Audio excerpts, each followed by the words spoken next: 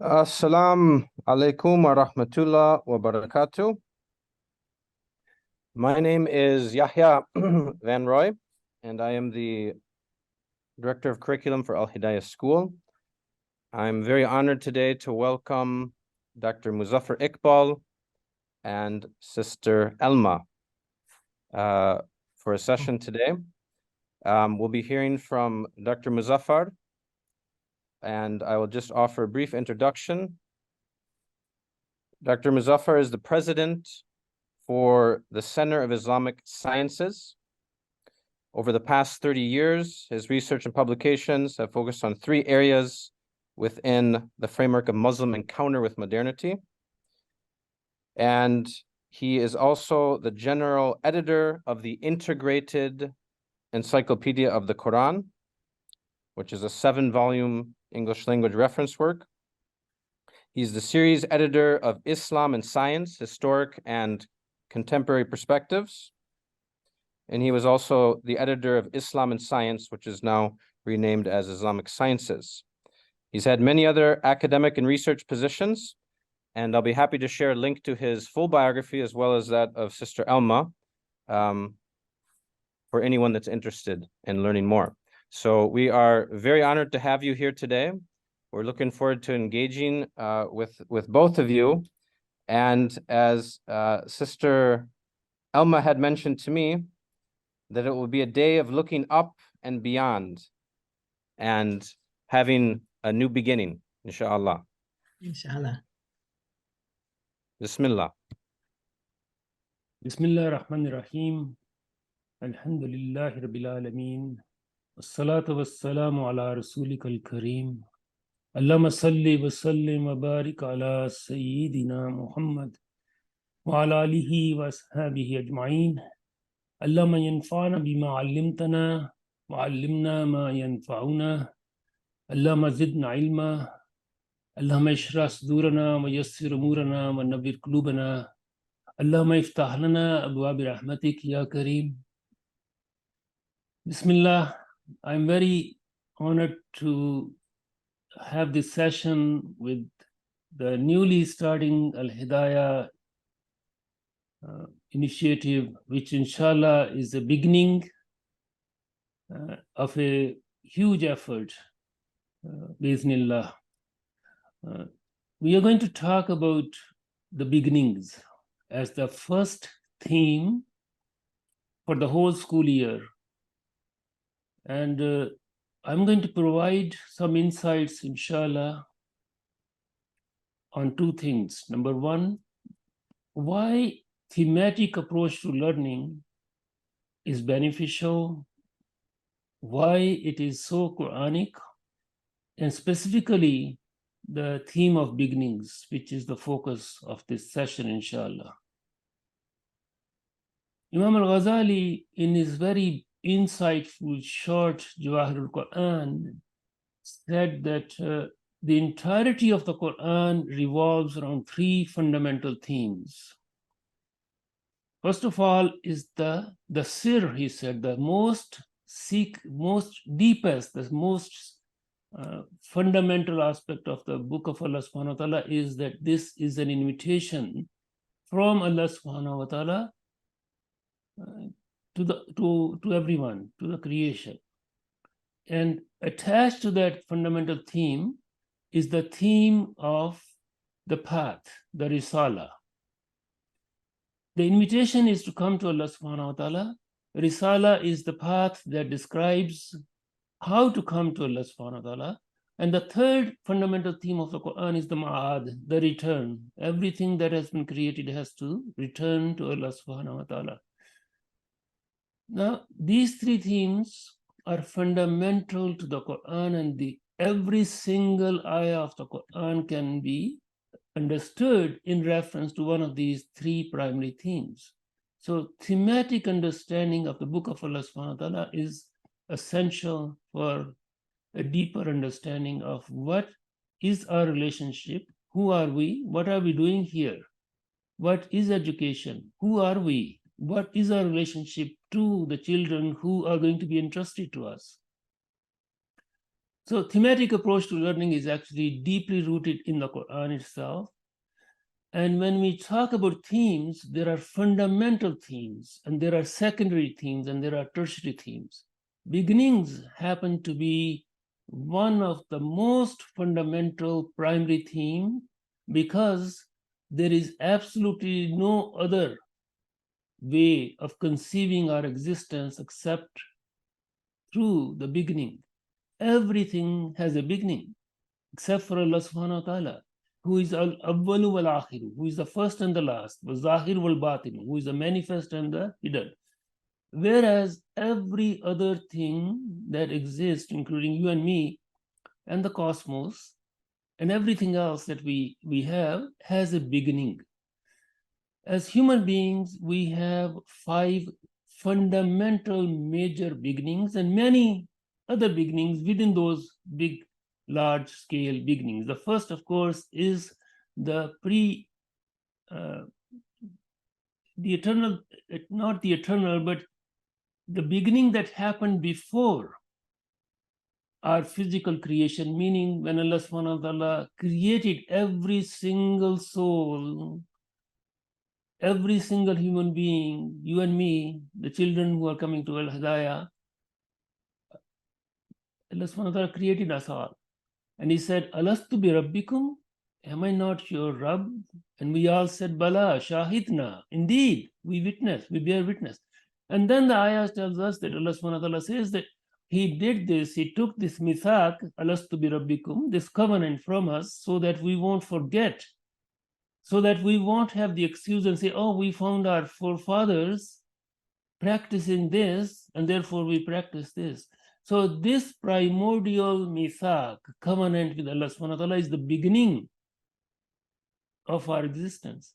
And then we come into this world serially. That happened, Allah knows how many centuries, millions of, who knows what time frame we are talking about of that mithaq. But for us, every one of us, except for 2 human beings, except for 2, every one of us has a beginning in the womb of the mother. So Adam alayhi salam doesn't have a beginning in the womb. Isa alayhi salam has a beginning in the womb, but without the father. But every single child, you, me, and everyone else, has come into existence. There is a beginning of conception. That's our second life. Beginning of the second life. Then the third beginning is when we are actually born. And when we are born upon fitra, as our Prophet ﷺ told us. Every child comes into this dunya upon fitra, which is defined as the innate recognition of our Creator. Now, by the time we have already spent 9 months or so of our life, from the first beginning to the second beginning, which is the day when we actually come out from the womb, from the mercy of the womb, into this dunya. And by that time, we have already received tremendous amount of education. This is the built-in inherent education. And not only that, it also has the genetic code of the parents. It has the psychological makeup. It has, the qadar has been written. The angel has visited us. Shaitan has touched us. So the moment we are born, we normally think this is the beginning of my life, but no, we have already lived almost 9 months after conception. When we are born, we are given a name. We are born at a certain place and a certain time, in a certain serial time in history, which also conditions us. If we are born in New York, or if we're born in Johannesburg, if we are born to white parents or if we're born to brown parents, all of these things are going to determine many things for us. And this is qadar. This is what Allah subhanahu wa ta'ala has decreed for us. When we begin our lives, and then when we end our life, both of these limits are again fixed for Allah, by Allah subhanahu wa ta'ala. No one can increase or decrease a single iota, a single breath from the moment of death. No one can change that. Within this span, we have several shorter beginnings, but let me complete the next two beginnings. Our beginning, the fourth beginning, is in the grave. Normally we think when we are dead, we are dead. No, we are not dead. We are just transported to under the earth from those who go under the earth. Some people go in water, some people are just blasted out. But nevertheless, each one of us tastes the same taste of death. Kullu nafsin za'iqatul maut. That actually begins our fourth life. This is the life in the grave, or whichever our intermediate residence is, before we begin our fifth and the final life, which is in the hereafter, when we will be raised, when all our accounts will be presented to us, when the balance will be established. And then is the real beginning, really. And that's what we want to go. That's what we want to teach our children, that your beginning is really, all of this is preparation for that real beginning, which is going to be eternal. Like, it's never going to end. There is no beginning after that beginning. All beginnings come to an end when that beginning begins. Within these 5 major beginnings, we have several fundamentally personal beginnings, meaning when we have our first teeth, when we first speak, when we have our first taste of something, when we begin to walk, when we take the first step, when we have, all of these beginnings are there. And those parents who are intimately interested in the beginnings of their children, they actually record those things. They have documentation of when did my child, my son, my daughter begin to do this. And these are wonderful memories for every child to have. Many children don't have those anymore, either because of cultural dysfunctioning or family situation. But whoever has it, alhamdulillah, these are great memories.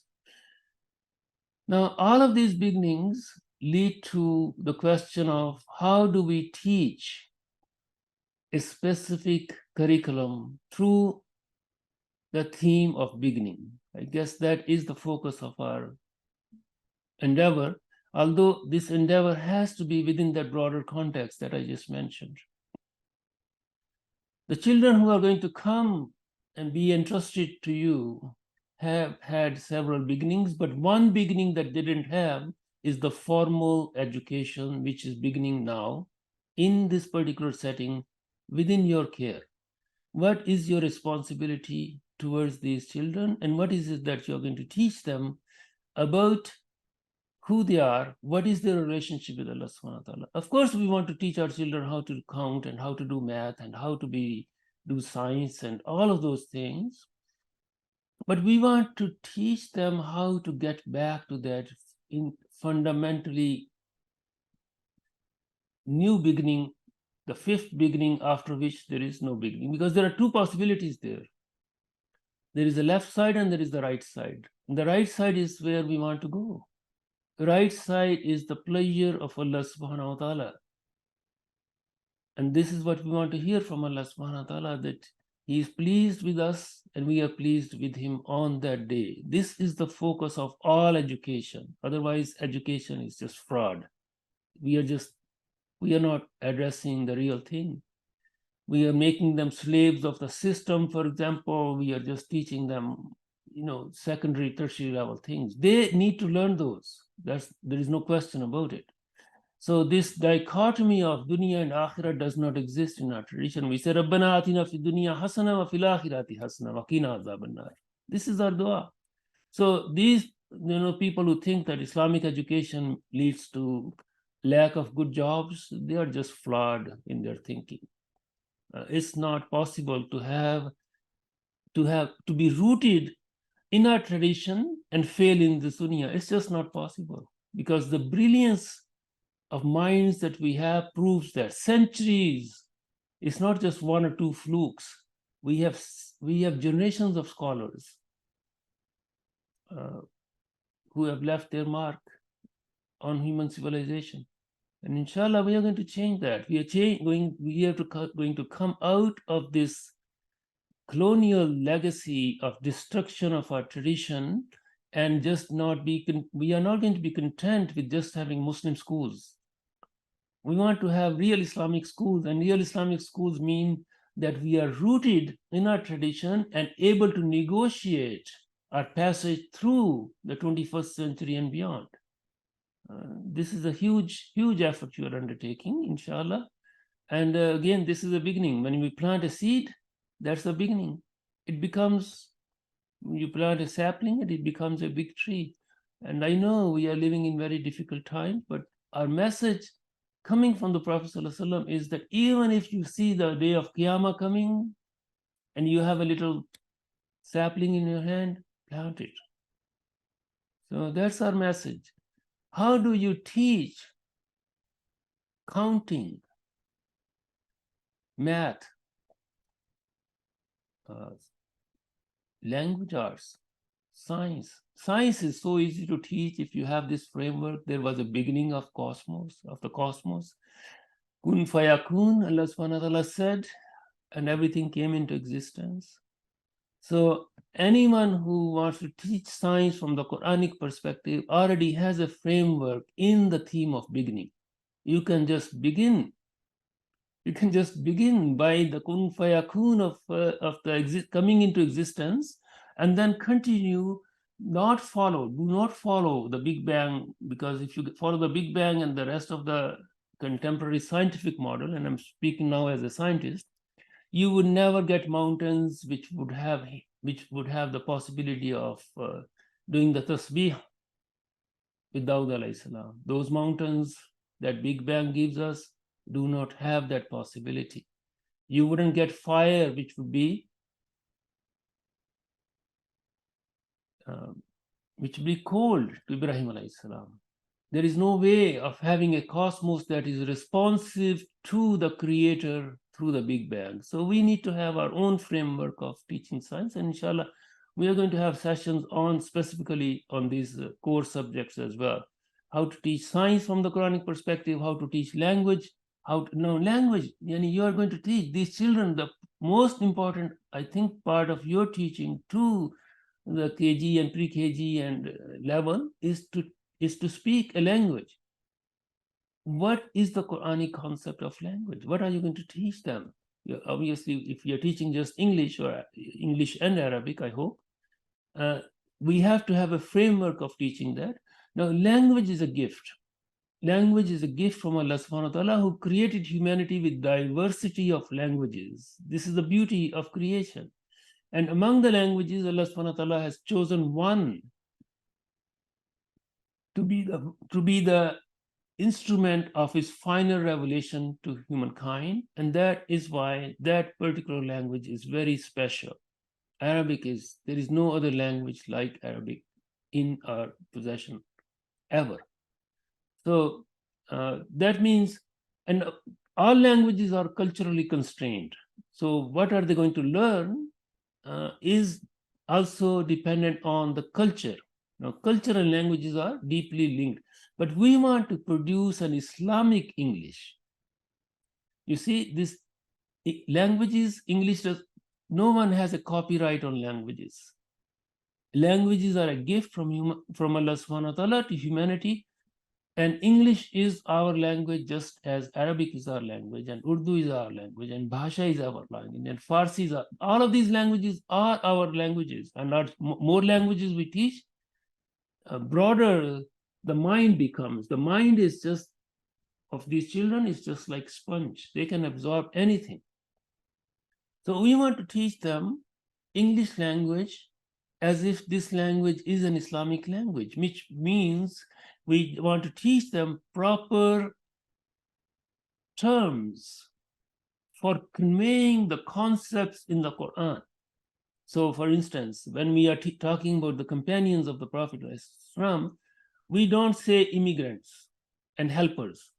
because helpers, you know what connotations are in English language with the word helper. They are Ansar. And one of the riwayah we have says that this is the name that Allah subhanahu wa ta'ala chose for those very special residents of Yathrib when the Prophet ﷺ arrived there. So in the process of teaching them language, you are also Islamizing English language. You are also telling them that your framework of learning this language is the Qur'anic framework. Of course, we can, you know, nouns are there. We want to teach them how to spell apples. But we also want to teach them at the same time tufa and all the other fruit that you have is just a photocopy, replicate, etc., which even has been destroyed by genetic modification of the real fruit that you're going to have when you begin your fifth and the final life, inshallah, in the mercy of Allah subhanahu wa ta'ala. So language, science, history. How are you going to teach history and social studies and meet the outcomes of a certain educational state legislation that they need to learn this and this? History in the Quranic sense is human response to the invitation of Allah subhanahu wa ta'ala to come back to him. He sent prophet after prophet after prophet with the same message. The same message. And human history ultimately is the response of nations, of individuals, of groups to that invitation. So what happened to the kingdom of Saba? What happened to Ad and Thamud? And these are not just mere historical events that happened centuries ago, and now we are in a state where Allah subhanahu wa ta'ala is not in control. No. Allah subhanahu wa ta'ala has always been, will always be in control and charge of what ultimately happens. He has just given us freedom within a small realm to do what we do. And we want to teach our children that the freedom that they have to do is a conscious choice. This is the fundamentals of Islam. Ashhadu la ilaha illallah wa ashhadu anna Muhammad Rasulullah are two statements of conscious attestation of the two fundamentals. Ashhadu la ilaha illallah wa ashhadu anna Muhammad Rasulullah. So our effort to teach beginnings through the theme of beginnings, all of these subjects is like a interwoven beautiful fabric. Everything connects, and this is the beauty of teaching through the thematic framework. So history, language, arts, social studies, mathematics. Mathematics is so easy if you begin by counting other than hisab, and count the days, count the months. Each month has a beginning. The moon has a beginning. The phases of the moon. It's not just during Ramadan that we should be looking at moon. We should be looking at the moon every night when it's visible. We should be looking at the rotation of the earth, the seasons. So many, all of these things, inshallah, Elma and Brother Yahya and you together will develop classroom-ready units in each of these subjects. And if you need any help, inshallah, if Allah subhanahu wa ta'ala grants us the tawfiq, we are here to support that. Jazakallah khairan. Assalamu alaikum wa rahmatullahi wa